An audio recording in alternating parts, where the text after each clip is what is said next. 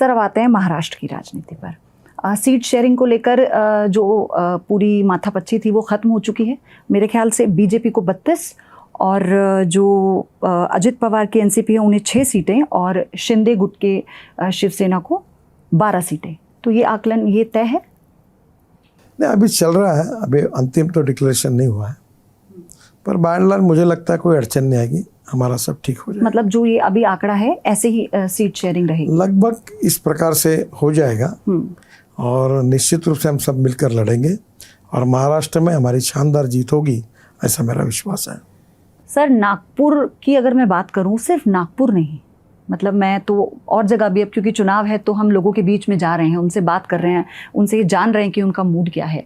तो अगर जब उनसे पूछा जाता है आपके फेवरेट लीडर कौन है, तो ऐसा नहीं होता कि उन फेवरेट लीडर में से नितिन गडकरी का नाम ना हो। और नागपुर में तो लोग, आप उनसे पूछते हो उससे पहले वो बोल देते हैं कि हमारे लीडर एक ही हैं, नितिन गडकरी हैं।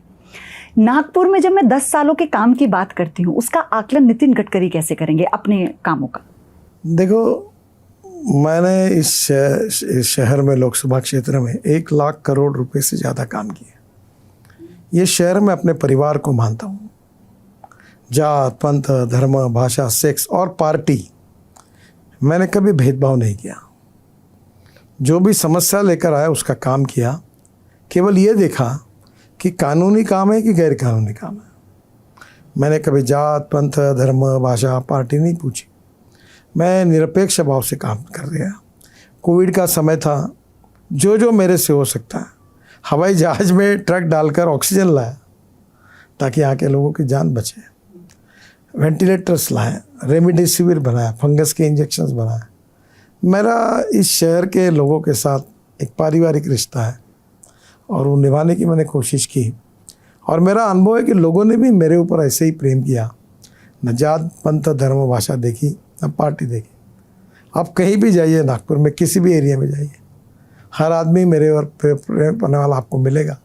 और ये मेरी पूंजी है, ये मेरी ताकत है, ये मेरी शक्ति है। सर पार्टी ने ऑब्जर्वर्स भेजे थे और जब ऑब्जर्वर्स भेजे तो उन्हें सिर्फ एक ही जवाब मिला कि हमारे नेता कोई और नहीं, नितिन गडकरी। तो उस दौरान जब पहली सूची आई थी तो सबको एक्सपेक्टेड था कि सारे नाम आ रहे हैं, तो ये तो बहुत सुनिश्चित था कि नितिन गडकरी जी का नाम ही दोबारा से होगा, तीसरी बार होगा।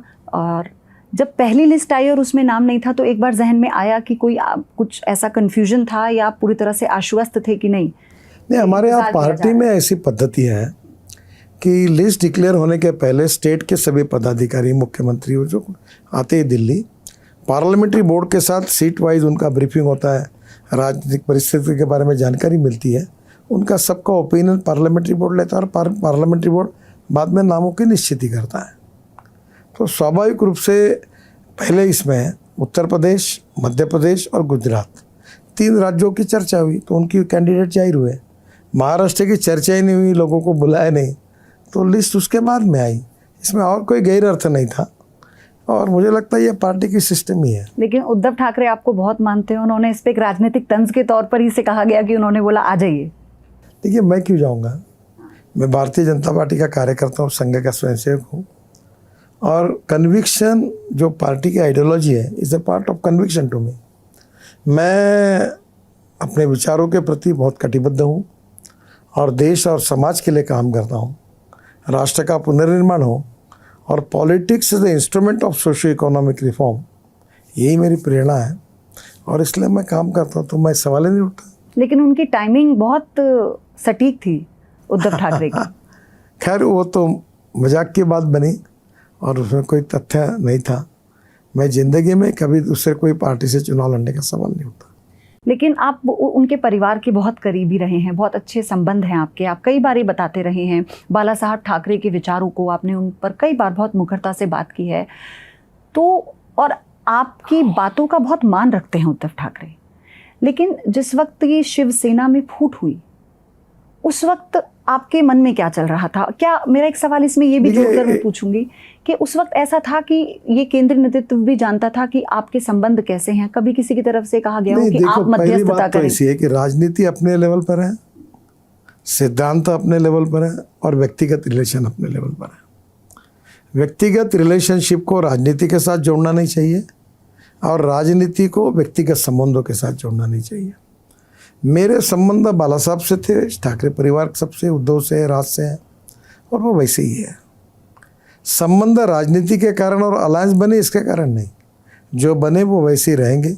अलायंस रहेगी या नहीं रहेगी, संबंध अलग है। और इसलिए मैं, बाला साहब थे तब भी वो मुझे कहते थे, मैं अक्सर ये दिल से चाहता था कि ये परिवार ना टूटे, सब एक होकर रहे। बाकी राजनीति के क्या करना क्या अलग बात है, उनको किसके साथ जाना नहीं जाना, पर ये मैं उनके परिवार का वेल विशर के नाते मुझे ऐसे ही लगता था कि ये परिवार ना टूटे। बड़ा साहब को मैं जब हॉस्पिटल में एक बार मिलने के लिए गया था तो उन्होंने मुझे कहा था कि दोनों से बात करके देखो, तुम कोशिश करो। उनको लगता था कि मैं दोनों को अच्छी तरह जानता हूँ तो कुछ कोशिश करूँ।